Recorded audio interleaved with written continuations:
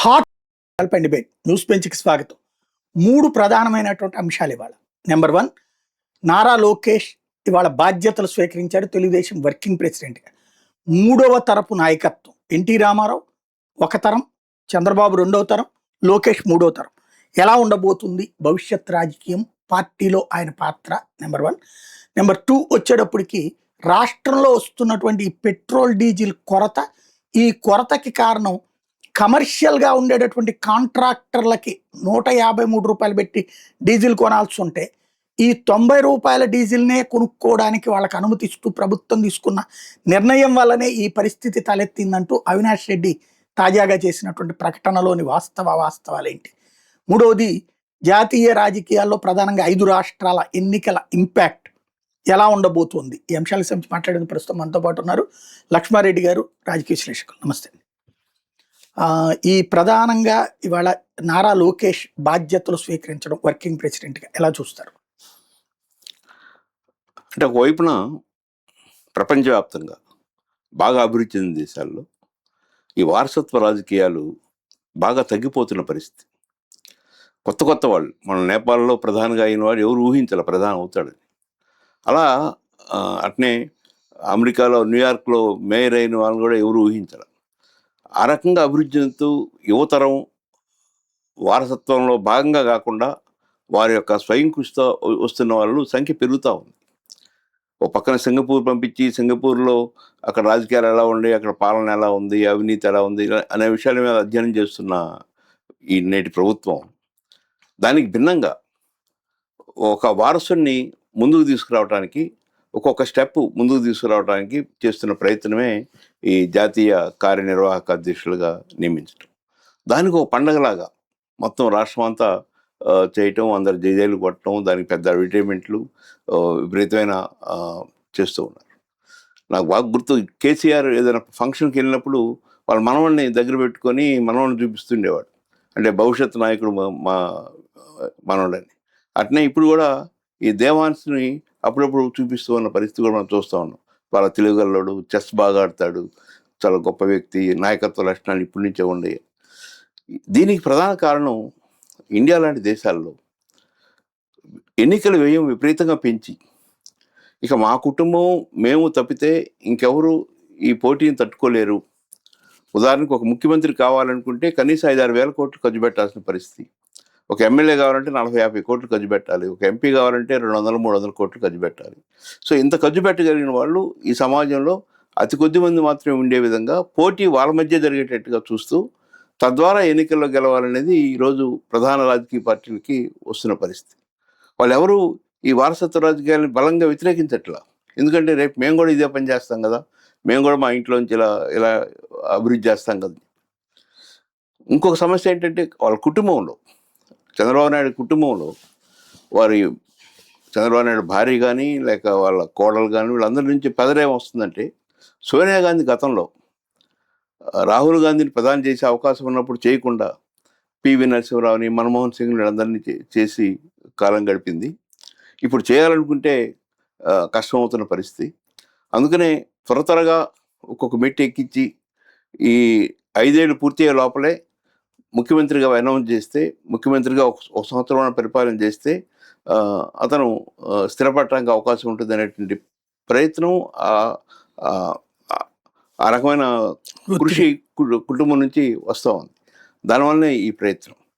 అంటే ఈయన ఒక్కొక్కడికే ఆ పదవి ఇవ్వకుండా అనేక మందిని పోలిట్ బ్యూరోలోకి రకరకాలుగా ఇవ్వటం జరిగింది. అంటే ఒక కొత్త టీంని, అంటే లోకేష్కి అనుబంధంగా లోకేష్తో కలిసి పనిచేసే అవకాశం ఉండి, లోకేష్తో పరిచయాలు ఉండి, లోకేష్ టీంలో కలిసిపోయే వాళ్ళని ప్రమోట్ చేస్తున్న పరిస్థితి కూడా చూస్తూ ఉన్నాం. చంద్రబాబు గారి తరంలో అటు ఎర్రన్నాయుడు, లేకపోతే అచ్చెన్నాయుడు, లేకపోతే అయ్యంద పాత్రుడు, ఇట్లాగా ఒక తరం యనమల రామకృష్ణ. ఇప్పుడు వాళ్ళ పిల్లలు, యనమల రామకృష్ణ గారి అమ్మాయి, లేకపోతే రామ్మోహన్ నాయుడు, ఇట్లాగా అంటే యువ నాయకులు అంటే వీళ్ళే ఆ తండ్రుల వారసులు, తల్లుల వారసులు. లైక్ ప్రతిభా భారతి గారి అమ్మాయి అఖిలప్రియ అంటే వాళ్ళ తల్లి పేరు నుంచి వచ్చినటువంటి. ఇట్లాగా ఈ కాన్సెప్ట్ అన్నటువంటిది ఆంధ్రప్రదేశ్లో చాలా బలంగా ఉంది, తెలంగాణలో కూడా ఉంది. ఆంధ్రాలో అక్కడికంటే ఎక్కువ శాతం ఉంది. ఇది ప్రజలు కోరుకుంటున్నదే ఇట్లా అనుకోవచ్చా మనం? అంటే ముఖ్యంగా దక్షిణ భారతదేశంలో ఆహ్, తమిళనాడు, కర్ణాటక, ఆంధ్రప్రదేశ్, తెలంగాణ, కొంతవరకు మహారాష్ట్ర ఈ 4, 5 రాష్ట్రాల్లో విపరీతమైన ఎన్నికలు వేయడం జరుగుతా ఉంది. అంటే ఆ కుటుంబాలు తప్పితే ఇంకెవరు ఈ బరిలో నిలబడి విజయం సాధించలేరు, ఇంత ఖర్చు పెట్టలేరు అనే పరిస్థితిని తీసుకొచ్చారు. అందువల్ల ఆ కుటుంబ రాజకీయాలు, ఆ వారసులు వాళ్ళని ప్రమోట్ చేసుకోవడం జరుగుతూ ఉంది.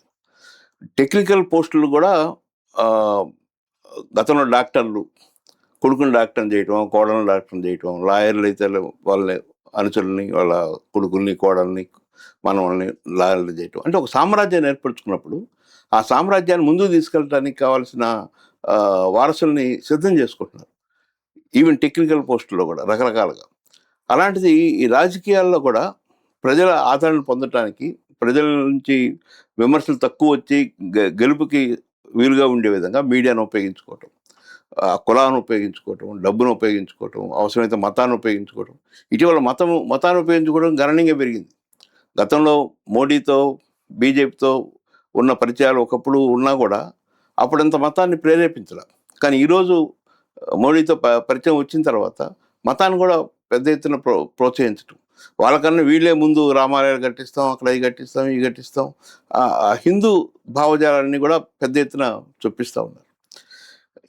లోకేష్ని ముందుకు తీసుకొస్తే మాత్రం రేపు ఎన్నికల్లో ప్రజలు అంతగా హర్షించరు, స్వాగతించరు. ఎందుకంటే 2014లో రాష్ట్రం విడిపోయిన సందర్భంలో ప్లస్ పాయింట్ ఏమైందంటే అనుభవం అనే వ్యక్తి, రాజకీయ అనుభవం ఉంది, పరిపాలన అనుభవం ఉంది, ఇతనైతేనే ఈ కొత్త రాష్ట్రాన్ని ముందుకు తీసుకెళ్ళగలడు అనే ఒక నమ్మకంతో ఓట్లేశారు. కానీ ఇప్పుడు లోకేష్కి ఇంకా ఆ పరిణితి కానీ, ఆ నమ్మకం కానీ, ఆ విశ్వాసం కానీ ప్రజల్లో లేదు.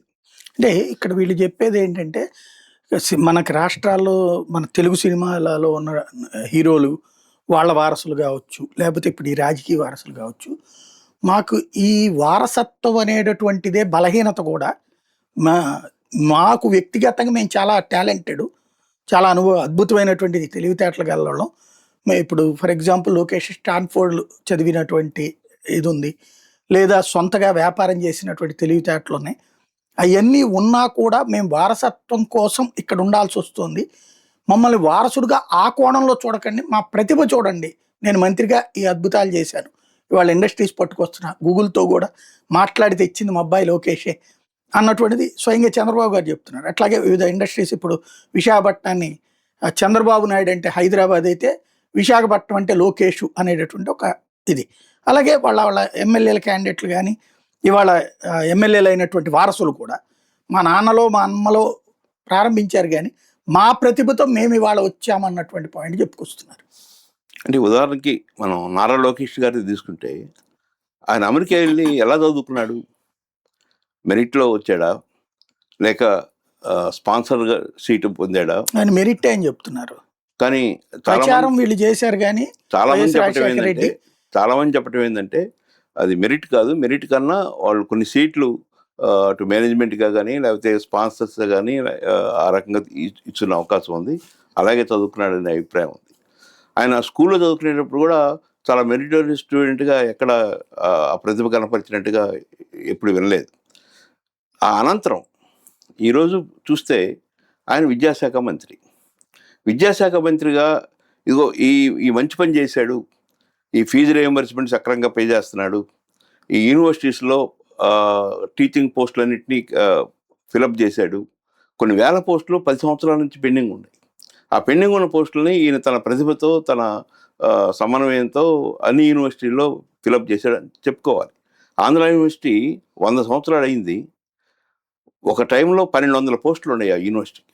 ఈరోజు 120 పోస్టులతో కొనసాగుతూ ఉంది. పేరుకేమో వార్షిక ఉత్సవాలు జరుపుతున్నారు, కానీ ఆచరణలో అక్కడ ఆ పరిస్థితి లేదు. ఒకప్పుడు పాలకరాజా కానీ, ఆయన ఇచ్చిన భూములు కానీ, లేక సార్ కట్టమించి రామలింగారెడ్డి ఆయన చేసిన కృషి కానీ, ప్రథమ వైస్ ఛాన్సలర్గా ఆయన చేసిన కృషి కానీ, అవేవి ఈరోజు జనం ముందు తీసుకురావట్లేదు. మన జరిగిన ఈ శతాబ్ది ఉత్సవాలు కూడా అదొక పొలిటికల్ ఉత్సవాలుగా మారిపోయినాయి, అవి ఒక పార్టీ ఉత్సవాలుగా మారిపోయినాయి. నాగార్జున యూనివర్సిటీ ఉంది. నాగార్జున యూనివర్సిటీలో చాలా చాలా పోస్టులు ఖాళీగా ఉన్నాయి. మొత్తం మీద అన్ని యూనివర్సిటీస్లో ఆ, బోధనా సిబ్బంది విపరీతమైన తక్కువ ఉన్న పరిస్థితి. కొత్తగా ఏమొస్తున్నాయి? అమరావతి రంగానే ఎస్ఆర్ఎం, విఐటి, లేక అమృత ఇలాంటి ఎడ్యుకేషన్ ఇన్స్టిట్యూట్, కమర్షియల్గా ఉన్న ఎడ్యుకేషన్ ఇన్స్టిట్యూట్స్ వస్తున్నాయి. వీటిని ఎడ్యుకేషన్ హబ్గా ప్రచారం చేసుకుంటున్నారు. ఒక్కొక్కరికి 200 ఎకరాలు 300 ఎకరాలు ఇచ్చి, రిజర్వ్ బ్యాంక్ ఆఫ్ ఇండియాకేమో ఎకరా 4 కోట్ల లెక్కన ఇచ్చారు. వీళ్ళకేమో ఎకరా 50 లక్షలకి 25 లక్షలకి ఇస్తూ తద్వారా రాజకీయ లబ్ధి, ఆర్థిక లబ్ధి పొందడం తప్పితే నిజంగా విద్యాశాఖ మంత్రిగా తను చేయాల్సిన పని ఆ, ప్రభుత్వ విశ్వవిద్యాలయాలని, ప్రభుత్వ స్కూల్స్ని, ప్రభుత్వ కాలేజీలని వాటిని అభివృద్ధి చేయాలి. కానీ ఆ వైపు దృష్టి లేదు. అంటే రాబోయే రోజుల్లో 2 అంశాలు ఆంధ్రప్రదేశ్లో ముఖ్యమైనది. ఒకటి అమరావతి, రెండవది డెవలప్మెంట్ బ్రాండ్. ఈ 2 చంద్రబాబు వారసుడిగా చేయగలిగినటువంటి దమ్మున్నవాడు లోకేష్ అన్నటువంటిదే ఇప్పుడు క్యాంపైన్లో కీ పాయింట్. అది ఎలా చూస్తారు? ఇప్పుడు ఒకప్పుడు చంద్రబాబు నాయుడు చుట్టూ కొంత రాజకీయ అనుభవం ఉన్న వ్యక్తులు ఉండేవాళ్ళు. ఆయన యనమల రామకృష్ణుడు కావచ్చు, అచ్చెన్నాయుడు వాళ్ళ ఫాదర్ వాళ్ళు కావచ్చు, ఎర్రనాయుడు కావచ్చు, ఇలా అనేక మంది కొంత అనుభవం ఉన్నవాళ్ళు కావాలి. కానీ ఈరోజు లోకేష్ చుట్టూ వస్తున్న వాళ్ళని గమనిస్తే ఎక్కువ మంది పైరువీకారులు. త్వరగా పైరువీలు చేసి వాళ్ళని కలిపి డబ్బు చేసుకునే వ్యక్తులు ఈరోజు ఎంపీలు అవుతున్నారు, ఆయన టీంలో సభ్యులుగా మారుతున్నారు. అవి ప్రజలు గమనిస్తున్నారు. ఒకప్పుడు జగన్మోహన్ రెడ్డి విజయం కాకపోవడానికి ఒక కారణం ఆ టీంలో ఉన్న వాళ్ళ యొక్క ప్రతిష్ట, వాళ్ళ యొక్క గౌరవం, వాళ్ళకున్న ప్రజాసేవ, ఇవన్నీ కూడా గమనించారు ప్రజలు. ఈరోజు లోకేష్ కూడా అదే పని చేస్తూ ఉన్నాడు. తన చుట్టూ మంచి వ్యక్తుల్ని, సేవా తత్పరుల్ని, మంచి కోసం తప్పించే వాళ్ళని, రాజకీయంగా అనుభవం ఉన్న వాళ్ళని, క్షేత్రస్థాయి నుంచి పనిచేసిన వాళ్ళని, వాళ్ళకి ఎవరికి అక్కడ స్థానం లేదు. రాకేష్ లాంటి వాళ్ళు, సతీష్ లాంటి వాళ్ళు, రకరకాల పేర్లు వినపడతా ఉన్నాయి. వీళ్ళందరూ ఎక్కువ మంది పైరువీలతో దగ్గరయ్యి రాజకీయ లబ్ధితో పాటు ఆర్థిక లబ్ధిని ఎక్కువగా చేకూర్చే వ్యక్తుల బృందమే అక్కడ కనపడతా ఉంది.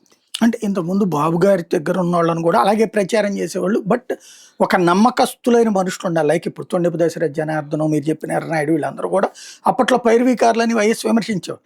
బట్ వాళ్ళందరి సలహాలతో ముందుకు వెళ్ళి ఇప్పుడు ఈయనదంటూ ఒక టీం, మీరు చెప్పినటువంటి కోణంలో నుంచి ఇది ఇప్పుడు అవసరం కదా అంటారు వాళ్ళు. అంటే యువ నాయకుడు చేయాల్సిన పని ఏంటంటే, ఏ జిల్లాల్లో ఎవరు మంచి పనులు చేస్తున్నారు, ఎలాంటి రక్తాన్ని మనం మన పార్టీలో ఇముడ్చుకోవాలి, సేవా తత్పరత ఉన్న వలన, లేక మంచి మంచి కార్యక్రమాలు చేస్తున్న వలన, ప్రజల క్షేమాలను కోరి పనిచేసే వలన, లేదా పెద్ద పెద్ద ఆర్థిక బలం ఉన్న వలన అనేది చూడాలి. ఈయన ఇప్పటికీ ఇంకా ఆర్థిక బలం ఉన్న వాళ్ళనే చూసుకుంటున్నాడు. ఆర్థిక బలం ఉన్న వాళ్ళ దగ్గర చేర్చేకుంది ఏముందంటే, వాళ్ళు ఆర్థిక కోణంలో చూస్తూ ఉంటారు. ఇంకా ఎక్కువ డబ్బు సంపాదించాలి, ఇంకా జగన్ని పోటీని తట్టుకోవాలంటే ఇంకా బాగా సంపాదించాలి, జగన్ కన్నా ఇంకా ఎక్కువ సంపాదించాలి, ఈ లక్ష్యంతో పనిచేస్తున్న వాళ్ళు కనపడుతున్నారు. కానీ ఇప్పుడు ఆంధ్రప్రదేశ్లో మిగిలిపోయిన ప్రాజెక్టులు, నీటిపారుదల ప్రాజెక్టులు, వాటి మీద ఎప్పుడైనా ఒక లోకేష్ నోటి నుంచి పోలవరం ప్రాజెక్టు గురించి కానీ, లేక మన వెలుగొండ ప్రాజెక్టు గురించి కానీ, ఇక్కడ వడికిపల్లి సెలవు ప్రాజెక్టు గురించి కానీ, ఇలాంటి ఏ ప్రాజెక్టు గురించి ఆయన నోటి నుంచి మాట్లాడదు. పెద్ద పెద్ద గూగుల్ డేటా సెంటర్లు, లేకపోతే ఇంకో రకమైన డేటా సెంటర్లు, ప్రపంచం అంతా వ్యతిరేకిస్తున్న డేటా సెంటర్స్. ప్రపంచం అంతా దీనివలన పొల్యూషన్ పెరుగుతుంది, దీనివలన విద్యుత్ సమస్య వస్తుంది, దీనివల్ల నీటి సమస్య వస్తుంది, దీనివల్ల ఉద్యోగాలు రావు, ఉన్న ఉపాధి అవకాశాలు పోతాయి అని భయపడుతూ అమెరికా లాంటి దేశాల్లో, సింగపూర్ లాంటి దేశాల్లో చాలామంది తిరస్కరిస్తున్న వాటిని తీసుకొచ్చి పెట్టి విశాఖపట్నంలో, అది విశాఖపట్నం అభివృద్ధికి దోహదపడుద్దని చెప్తే, అది విశాఖపట్నం అభివృద్ధికి దోహదపడటం కాదు, విశాఖపట్నం యొక్క వినాశానికి అది తోడ్పడుతుంది. విశాఖపట్నంలోని ప్రజలందరూ ఉపయోగించే విద్యుత్తుని ఒక గూగుల్ డేటా సెంటర్ వినియోగించబోతుంది. ప్రజలందరూ ఉపయోగించే నీటిని ఒక గూగుల్ డేటా సెంటర్ వినియోగించబోతుంది. అక్కడ లభించే 200-300 ఉద్యోగాల్లో వాచ్మెన్లు, స్వీపర్లు, ఇలాంటి ఉద్యోగాలు తప్పితే మిగతా ఉద్యోగాలు 100-150 ఉద్యోగాలు కూడా ఇంటర్నేషనల్ మార్కెట్లో, జాతీయ మార్కెట్లో బాగా నైపుణ్యం వాళ్ళని తెచ్చిపెట్టుకుంటాడు. ఆంధ్రప్రదేశ్కి వచ్చే ప్రయోజనం ఏమీ కనపడదు. కానీ దాన్ని పెద్ద ఎత్తున ప్రచారం చేసుకుంటూ ఆ డేటా సెంటర్ ప్రారంభమైతే ఎవరు అడ్వర్టైజ్మెంట్ ఇవ్వాలి? ఆ కంపెనీ ఇవ్వాలి. కానీ ప్రభుత్వమే ఇస్తూ ఆ డేటా సెంటర్ కోసం భూములు లాక్కొని ఆ భూములు లాక్కున్న రైతులకి నష్టపరిహారం చెల్లించకుండా వాళ్ళని ఇబ్బంది పెడుతున్న పరిస్థితి చూస్తూ ఉన్నాం. అంటే బాబు గారు చెప్పేది ఏంటంటే, నేను హైటెక్ సిటీ ప్రారంభించినప్పుడు కూడా ఇట్లాగే విమర్శించారు. ఉద్యోగాలు రావు, ఏం రాదు, కూడు పెడతదా అన్నటువంటిది. ఇవాళ హైదరాబాదు బతుకుందంటే నా వల్లనే, బతుకుతోందంటే నా వల్లనే. ఇక్కడ కూడా అట్లాగే ముందు విమర్శిస్తారు. కానీ ఫైనల్గా మా విజన్ 20-30 ఏళ్ల తర్వాత భవిష్యత్తును గురించి నేను విజువలైజ్ చేస్తానంటారు ఆయన. అంటే హైదరాబాద్లో సాఫ్ట్వేర్ వచ్చిన సమయం, హైటెక్ సిటీ భవనం నిర్మించిన సమయం, ప్రపంచవ్యాప్తంగా హైటెక్ నిపుణులు అవసరం ఉన్న సమయం. Y2K లాంటి సమస్య ఉన్నప్పుడు ఆ సమస్య పరిష్కారం కోసం లక్షలాది మంది సాఫ్ట్వేర్ ఇంజనీర్లు అవసరం ఉన్న సమయం అది. ఆ సమయాన్ని ఉపయోగించుకొని హైదరాబాద్లో కొంత ప్రాంతం డెవలప్ అయింది, బెంగళూరు డెవలప్ అయింది, పూనా డెవలప్ అయింది, చెన్నై డెవలప్ అయింది, చాలా ప్రాంతాలు డెవలప్ అయినాయి. అక్కడెక్కడ చంద్రబాబు నాయుడు లేరు. నేను ఒక్కడనే, నా వల్లనే హైటెక్ సిటీ వచ్చింది, నా వల్లనే సాఫ్ట్వేర్ వచ్చింది, నేనే ఫోన్ కనుక్కున్నాను, నేనే అంటే ఆ సొంత విషయాల్ని పెద్ద ఎత్తున చెప్పుకోవడం అనేది ఇటీవల కాలంలో బాగా పెరిగింది. నేనుంటే అసలు కోవిడ్ రాకుండా చేసి ఉండేవాడిని, లేదా నేనుంటే ఈ వేడిని విపరీతంగా తగ్గించి ఉండేవాడిని. ఇలాంటి విషయాలు ఎందుకు చెప్తున్నాడు అర్థం కాదు. అది ప్రజలు నవ్వుకుంటూ ఉన్నారు. ప్రజలు ఏంటి చంద్రబాబు నాయుడికి ఏమైనా మతిభ్రమ, ఏమైనా ఇబ్బంది వచ్చిందా, మానసిక సమస్య ఏమైనా ఉత్పన్నమైందా, తను ఎక్కువ చెప్పుకుంటున్నాడు. ఆ ఎక్కువ చెప్పుకుంటున్న దాన్ని మీడియా మరింత ఎక్కువగా చూపిస్తూ అది ఆయన సమర్థతకి చిహ్నంగా చూపిస్తూ ఉన్నారు. రైట్. ఈవేళ పెట్రోల్ డీజిల్ కొరత వాస్తవంగా దేశంలో యుద్ధం, ఇరాన్ ఇజ్రాయెల్ అమెరికా యుద్ధం ఉందనుకోవటానికి దేశం అంతా బాగానే ఉంది. ఒక్క ఆంధ్రప్రదేశ్లోనే రావడానికి కారణం రాష్ట్ర ప్రభుత్వం, కేంద్ర ప్రభుత్వం, లేకపోతే సదరు కంపెనీలా, లేదా బ్లాక్ మెయిలర్లా? అంటే ఇక్కడ మనం 2-3 కోణాలు చూడాలి. ఒక కోణం ఏంటంటే, ఈ సమస్య ఉత్పన్నగానే ప్రపంచవ్యాప్తంగా మోడీ ప్రభుత్వం ₹10 ట్యాక్స్ తగ్గించి ఆ బెనిఫిట్ని కంపెనీలకు అందించి ధరలు పెరగకుండా చూశాడు. ఎందుకు చూశాడని చాలామంది ఉన్న అనుమానం ఏంటంటే, 5 రాష్ట్రాల ఎన్నికలు జరుగుతూ ఉన్నాయి. ఈ ఎన్నికల సమయంలో ఈ పెట్రోల్ డీజిల్ ధరలు కానీ విపరీతంగా పెరిగితే అది కొంత నష్టం కలిగిస్తుందనే ఉద్దేశంతో ఆ నష్ట నివారణ చర్యగా భాగంగా ప్రభుత్వమే సెంట్రల్ ప్రభుత్వం యొక్క ట్యాక్స్లో ₹10 ట్యాక్స్ తగ్గించి ఆ ₹10ని కంపెనీలకు అందించాడు. దానివల్ల కొంత ఉపశమనం తీసుకొచ్చాడు. కానీ ఈ రోజుతో ఎన్నికలన్నీ పూర్తి అయిపోయినాయి. ఇంకా రేపొద్దున ఓటేసేవాడు ఎవరు లేరు. కాబట్టి ఈరోజు రాత్రికో రేపటికో తప్పనిసరిగా ధరలు పెరిగే అవకాశం ఉంది. ఈ కంపెనీలు, పెట్రోల్ డీజిల్ అందించే పెద్ద కంపెనీలన్నీ కూడా వీలైనంత వరకు తక్కువ డీలర్లకి తక్కువ సప్లై చేసి ఈ రేటు పెరిగిన రేటుకి రేపటి నుంచి ఇంకా ఎక్కువ ధరకు అమ్ముకోవచ్చు అనే ఉద్దేశంతో వాళ్ళు కొంత కాలక్షేపం చేశారు. రెండో వైపు ఈ అమరావతి నగర నిర్మాణంలో భాగంగా పెద్ద పెద్ద కాంట్రాక్టర్లు ఎక్కువ వర్క్ చేస్తూ ఉన్నారు. వాళ్ళకి ఈ డీజిల్ ఇవి ఎక్కువ అవసరం ఉంది. అంతకుముందు కేంద్ర ప్రభుత్వం యొక్క నిర్ణయం ఏంటంటే, బల్క్ సేల్స్ అన్నీ ఒక లీటర్ ₹150 చొప్పున అమ్మాలని, రిటైల్గా కన్జ్యూమర్కి ఉపయోగపడేమో ₹90, ₹100 అమ్మాలని అదొక నిర్ణయం. అది అమలవుతూ ఉంది. కానీ ఇక్కడ కాంట్రాక్టర్లు అందరూ ఎవరు? వీరితో కలిసి పనిచేసిన వాళ్ళు, వీరితో కలిసి ఎన్నికల్లో భాగస్వామ్యం లేని వాళ్ళు, ఎన్నికల్లో డబ్బులు ఇచ్చిన వాళ్ళు, గత 20-30 సంవత్సరాల నుంచి ఆర్థిక అనుబంధం ఉన్న వాళ్ళు, వీళ్ళందరూ ఈరోజు అమరావతిలో నిర్మాణ పనులు చేపట్టారు. వాళ్ళ మేలు కోసం ఏప్రిల్ 24వ తేదీ ఒక జీవో లాంటిది ఇచ్చి రిటైల్ షాపుల్లో కూడా బల్క్ సేల్స్ వీళ్ళకి ఇవ్వాలి అని వాళ్ళకి తెలియజేయటం, కేంద్రం అది తిరస్కరించడం, అది అలా ఇవ్వకూడదని చెప్పి రిటర్న్ చేయటం, ఇవన్నీ ఈ 2-3 రోజుల్లో జరిగింది. కానీ ఎవరికి తెలియదు. అవినాష్ రెడ్డి ఢిల్లీ వెళ్ళి ఆ సంబంధిత కార్యదర్శి దగ్గరికి వెళ్ళి కూర్చున్నప్పుడు మాత్రమే ఈ విషయం బయటకు వచ్చింది. రైట్. ఇప్పుడు కంట్రోల్ చేసేసామంటున్నారు. కంట్రోల్ అయినట్టు కనిపిస్తుంది. అంటే గత 2-3 రోజుల క్రితం కొన్న సమస్యకి ఇప్పుడు కొంతవరకు కంట్రోల్ అయింది. ఆ కంట్రోల్ చేయటంలో కూడా నేను 2-3 డీలర్స్ని విడిగా కలిశాను. వాళ్ళు కూడా చెప్పారు. ఒక డిప్యూటీ తహసీల్దార్ని, 2-3 పోలీసుల్ని ప్రతి పెట్రోల్ బంక్ దగ్గర ఉంచారు. ఆ క్యూ మెయింటైన్ చేయటం కానీ, త్వరగా తెప్పించుకోవడం కానీ, జిల్లా కలెక్టర్లు ప్రత్యేక శ్రద్ధ తీసుకున్నారు. అంటే ఆ నష్ట నివారణ చేయటానికి ముఖ్యమంత్రి కొంత ప్రయత్నం చేశాడు. ఆ ప్రయత్న ఫలితమే ఈ రోజు నుంచి కొంత నార్మల్కి రావటం జరిగింది. రైట్. ఫైనల్గా ఈ 5 రాష్ట్రాల ఎన్నికల ఇంపాక్ట్ దేశ రాజకీయాల మీద ఉంటుంది. ఇది తాత్కాలికమైనటువంటి ఈ అంశం వరకే పరిమితం అవుతుంది అనుకుంటా. అంటే దేశ రాజకీయాల మీద ఉండడానికి అవకాశం లేదు. కారణం ఏంటంటే కేరళలో అయితే ఎల్డిఎఫ్ లేకపోతే యూడిఎఫ్, కాంగ్రెస్ నేతృత్వంలో ఉన్న పార్టీ కానీ, లేక లెఫ్ట్ వామపక్షాలు సిపిఎం నేతృత్వంలో ఉన్న వామపక్షాలు, ఆ రెండింటిలో ఒకటి రావాల్సిందే. బీజేపీకి అక్కడ అవకాశం ఏమాత్రం ప్రస్తుతానికి లేదు. అదేవిధంగా తమిళనాడులో డిఎంకే ఆయన చేసిన కృషి ఫలితంగా ఆయన ఈ ఇంక్లూజివ్ మెథడ్ని ఎక్కువ ఉపయోగించాడు. అంటే మిత్రులు అనుకున్న అందరినీ తను దగ్గర చేర్చుకున్నాడు. కాంగ్రెస్, కమ్యూనిస్టులు, రకరకాల స్థానిక చిన్న చిన్న పార్టీలు, వీటన్నిటిని ఆ కూటమిని బలోపేతం చేసుకున్నాడు. కానీ ఆ కూటమి నుంచి ఎక్కువ మందిని బయటికి పంపించడం, ఆ అధికార అహంకారంతో నేను ఒక్కనే గెలుస్తాను, సింహం ఒంటరిగా వస్తుంది, ఇలాంటి భావజాలం ఆయనకు లేదు. మూడోది, స్టాలిన్ అధికారంలోకి రాగానే అంతకుముందు జయలలిత ఫోటోతో ఉన్న రకరకాల బ్యాగులు, స్కూల్ పిల్లల బ్యాగులు, ఇట్లాంటివి అనేక ఉంటే వాటన్నిటిని అనుమతించాడు, వాటన్నిటిని కొనసాగించమన్నాడు. అంటే వేస్టేజ్కి ఆయన ఇష్టంగా లేడు అనే భావన కూడా ప్రజల్లో వచ్చింది. అన్నాడీఎంకే చాలా వరకు వీకెన్ అయిపోయింది. శశికళ విడిగా వెళ్ళిపోయింది. అలాంటి అన్నాడీఎంకేతో పొత్తు పెట్టుకుని రావడం ద్వారా బీజేపీ బలపడే అవకాశం లేదు. అందువల్ల తమిళనాడులో తప్పనిసరిగా డిఎంకే వచ్చే అవకాశం ఉంది. అదే ప్రభావం పాండిచ్చేరిలో కూడా కొనసాగుతుంది. ఒక వెస్ట్ బెంగాల్లో అక్కడున్న మమతా బెనర్జీ కాంగ్రెస్తోనూ కమ్యూనిస్టుతోనూ పొత్తు పెట్టుకోవడానికి ఏమాత్రం ప్రయత్నం చేయకుండా ఒంటరిగా పోరాటం చేస్తూ ఉంది.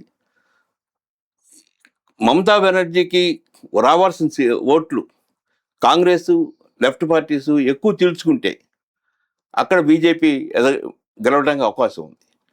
మనం గత 20 ఏళ్ళ నుంచి చూస్తుంటే బీజేపీ 3-4% ఓటింగ్ నుంచి ఈరోజు దాదాపు 40% ఓటింగ్ స్థాయికి వచ్చేసింది. నువ్వా నేననే పరిస్థితి వచ్చింది బీజేపీ అక్కడ.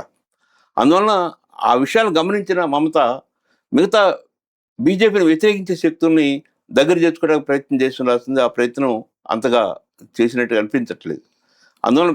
అందువలన బెంగాల్ ఒకటి అనుమానంగా ఉంది. అస్సాం ఒకటి ఉంది. అస్సాం ఆ స్థానిక పార్టీ, ప్రాంతీయ పార్టీతో బీజేపీకి ఉన్న అనుబంధం, ఇప్పటికే అదే పార్టీ అధికారంలో ఉంది. అలాగే గెలిచే అవకాశం ఉంది. థ్యాంక్ యూ వెరీ మచ్ అండి. ఇది పరిస్థితి. ఓవరాల్గా అయితే దేశంలో, రాష్ట్రంలోని వివిధ పరిణామాల మీద చర్చలు జరుగుతూ ఉంటాయి. వాటికి సంబంధించినటువంటి కోణాలలో ఎవరి ఆలోచన వాళ్ళకి ఉంటానే ఉంటుంది.